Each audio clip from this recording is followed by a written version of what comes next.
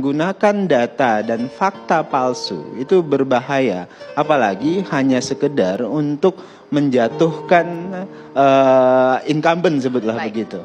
Jadi menurut saya ini yang tidak pantas ditunjukkan dan dipertontonkan kepada rakyat Indonesia. Mas Anies ini lebih banyak lagi. Jadi bagi saya Mas Anies kehilangan otoritas untuk bicara tentang etik dan moral. Pada hari ini juga beliau menunjukkan memang beliau sangat kehilangan otoritas etik dan moral, apalagi bicara itu. Anda lihat, ini Tempo itu mengecek fakta.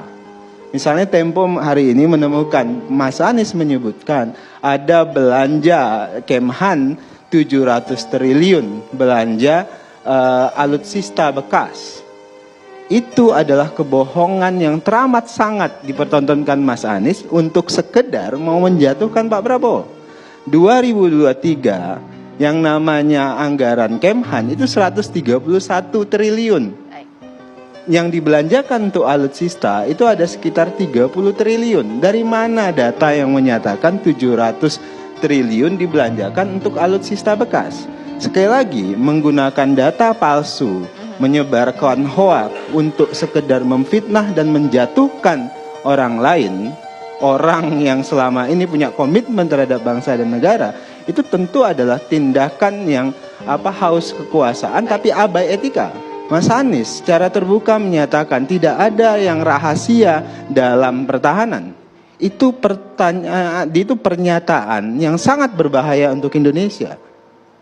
Ada yang tidak rahasia, ada yang rahasia tentu. Dan Pak Prabowo tahu persis seperti disampaikan oleh Mas Sukamta dan Bang Andreas. Ada yang rahasia dan ada tidak. Pak Prabowo sejak awal menyatakan dalam diplomasi internasional yang harus kita tunjukkan di awal itu adalah advantage-nya kita.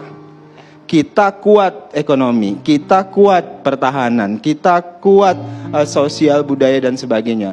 Ketika kita datang di arena diplomasi dengan kekuatan itu, maka kita akan disegani, maka kita akan dihormati. Berbeda dengan Mas Anies tadi. Mas Anies datang dengan omong-omong, mau gombal. Jadi ibaratnya begini, ini Mas Anies dalam diplomasi luar negeri mau seperti cowok yang penuh gombal. Jadi datang ke pacarnya atau calon istrinya dengan ngomong, saya akan mensejahterakan Anda, saya akan bikin ekonomi kita lebih baik, jangan khawatir deh, saya punya mobil. Ternyata dompetnya kosong, ternyata nggak punya kerjaan, jadi cuma gombal dan omong-omong. Nggak bisa begitu dalam diplomasi. Itu catatannya dari Bang Daniel ya.